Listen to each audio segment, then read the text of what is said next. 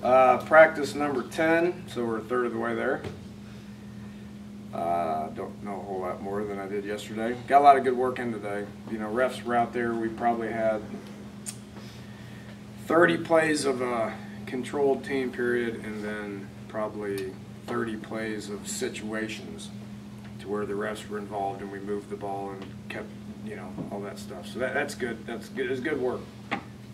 Happy with how you know, both sides just kind of competed more than anything. That's been one thing that I've been pretty excited about is just the guys' energy. As practices went on, those guys have, their energy has been good. Which, if we can maintain that, we should get a lot better in the next 2 weeks. Which, you know, to me, as you know, as the head coach is excited about. We were really good. The PAT field goal team today was really good. I think we were 100% on all the pre-practice stuff, and then at the end when we were doing situations, I think we're 100%. So I know everybody's excited to hear that. Those are my initial thoughts. Got any questions there? Any penalty problems, or were you pretty clean with officials on the field? Pretty good. You know, I talked to them beforehand as far as just, you know, pre-snap stuff, call, you know, like within the play, you know, don't stop our momentum, you know, because we can't stay out there for an hour, you know, so they were to report to me like on holdings and pass interferences and stuff like that, and I think it was relatively clean. But I've been pretty happy with the pre-snap stuff. I mean, nothing irritates everybody more than pre-snap penalties, whether it's offsides on defense, you know, or, you know, false starts on offense, you know, just that's just mental stuff, which when we talk about playing smart, that's exactly what we're talking about. I've been pretty happy with it so far. You mentioned the other day that Madsen has been the best, one of the best centers you've been around, maybe the best. What makes him that, and what have you seen in him that maybe you hadn't seen in film looking before you got out there? Kind of thing? Well, we didn't watch a whole lot of anything prior to spring, you know, and he's a smart football player, you know. You know, you know, he doesn't have very long arms, which is ironic because one of the things that we look for in offensive linemen are long arms. I mean, he runs around out there with like T-Rex sometimes, you know. But his snaps are good. You know, he does it. You put the center in charge of making all the calls and making the snaps, and he's done well with that. You know, and then, you know, with the nature of our defense, you know, you got those guys that are, you know, he's about to snap it and the other dude's head's right here, you know, and that doesn't phase him, which a lot of centers that phases him, you know, and he's used to doing it, which obviously last year he had practice against Neal for a whole year, which that guy's pretty good. So he was used to that. He's just, you know, he's played a lot of football, and, you know, he's tough. He got a good quick first step, and he blocks people. Are his eligibility issues resolved? As far as I know, yeah. Which, you know, that's been an ongoing battle, you know, which, you know, he's given a lot of effort and put a lot of effort into that, since I know he was ineligible for the bowl game, and, you know, we held him out of some of the practices in the spring and a lot of the workouts this summer.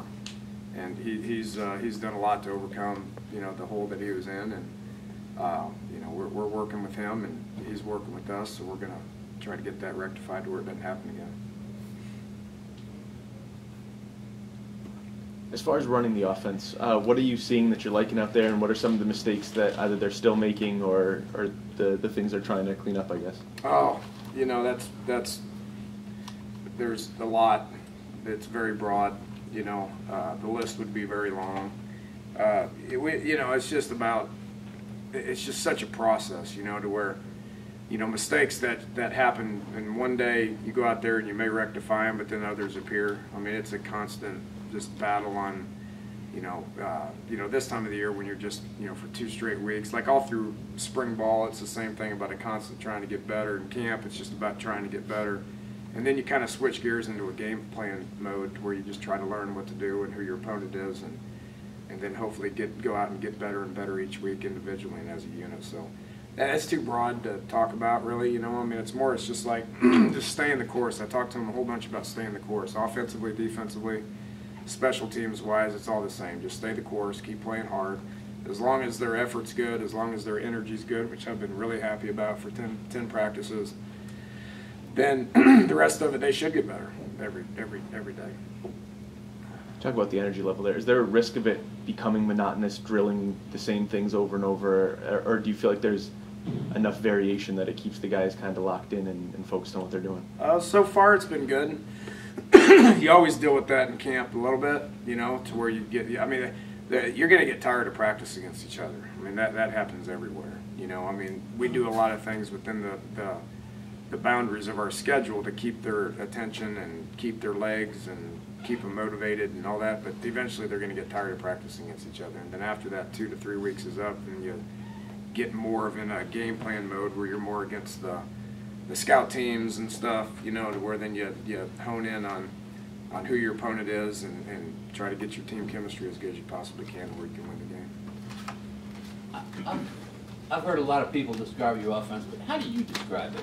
And do you use like a catchphrase or anything like a run and shooter, anything like that to sum it up? No, I don't know what you call it, to be honest with you. I've been asked that a bunch. I don't know. You know, I don't know what you call it. You call it offense. I don't have a phrase. I mean, I'm not being a, you know, but I don't have a name for it. You know, I don't know. I mean, here's what we do. Here's the plays. Here's how we practice. Let's go get better. Sounds pretty simple. Probably Yeah. not, though. Nah, there's probably more to it than that. During these first 3 weeks of practice and being kind of a new coach in the Big East, do you ever take a look at game film and look at some of the opponents just to have an idea of who you're going up against, or you just let that all sorted out once the season begins? Week by week, you know, I'm not smart enough to hold all that information in my head, you know, so, you know, we're not even worried about Marshall right now. You know, I mean, we're getting a lot of different looks that we're getting from our defense, and then we scout up some stuff that we're getting a lot of different looks, and obviously some of the stuff that Marshall does is looks that we're getting, but we're not going to sit there and obsess over Marshall for a month, you know, and then switch gears in game 2, just worry about Norfolk State for a week, and game 3, just worry about Maryland for a week. You know, there's a reason why you only play one game a week, you know, so we're worried about us and getting better, you know, and you know, then about a week and a half before the Marshall game, we'll start worrying about Marshall, you know, and then after that, it's 1 week at a time.